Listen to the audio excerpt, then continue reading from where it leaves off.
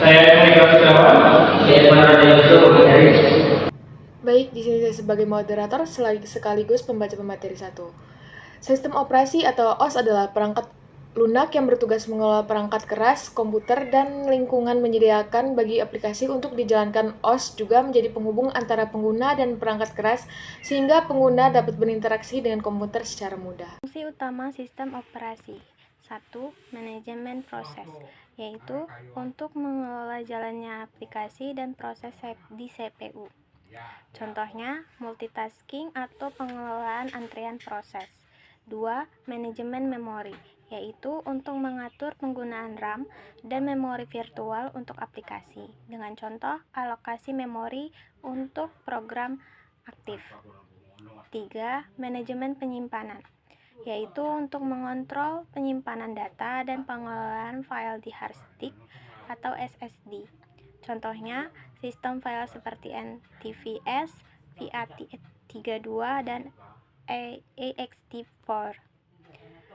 Keempat, manajemen perangkat I/O, untuk mengontrol perangkat input, keyboard, untuk mengontrol perangkat input seperti keyboard, mouse, dan output seperti printer dan monitor. 5. Keamanan dan proteksi, yaitu untuk melindungi data dari akses yang tidak sah. Jenis sistem operasi 1. Batch OS, proses tugas secara kelompok tanpa interaksi langsung pengguna. Contoh IBM Mainframe. 2. Time Sharing OS, membagi waktu CPU untuk beberapa pengguna secara bersamaan. Contoh UNIX. 3. Real-time OS, respon cepat untuk tugas-tugas kritis seperti sistem kontrol mesin. Contoh OS dalam robotika atau pesawat terbang. 3. Embedded OS, sistem operasi ringan yang digunakan di perangkat khusus. Contoh OS pada smartwatch, TV pintar, atau microwave. 4. Mobile OS, dirancang untuk perangkat seluler. Contoh Android dan iOS. Komponen sistem operasi. Yang pertama adalah kernel. Bagian inti OS berfungsi langsung dengan perangkat keras. Contohnya mengatur akses CPU, memori, dan perangkat I/O. Yang kedua adalah shell. Antarmuka untuk pengguna bisa berupa CLI, yaitu Command Line Interface, dan GUI, Graphical User Interface.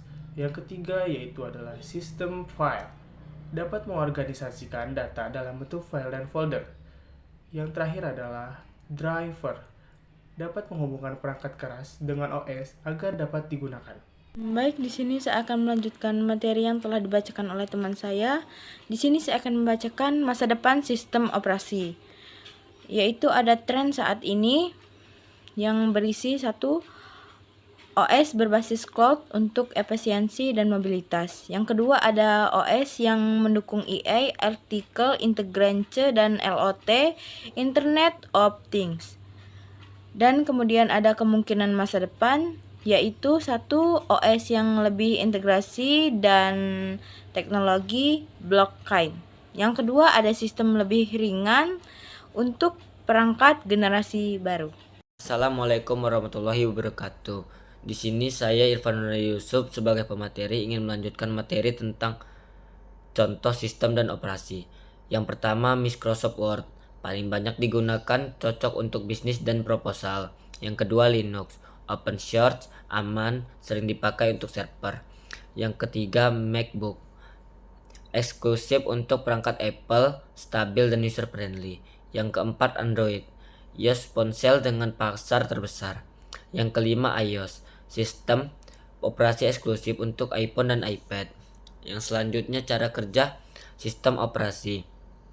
Yang pertama, booting, sistem operasi diaktifkan saat komputer dinyalakan. Yang kedua, manajemen proses, iOS mengalokasikan waktu dan sumber daya untuk aplikasi yang berjalan. Yang ketiga, interaksi dengan perangkat, iOS menghubungkan perangkat keras, CPU, RAM, dan lain-lain dengan perangkat lunak.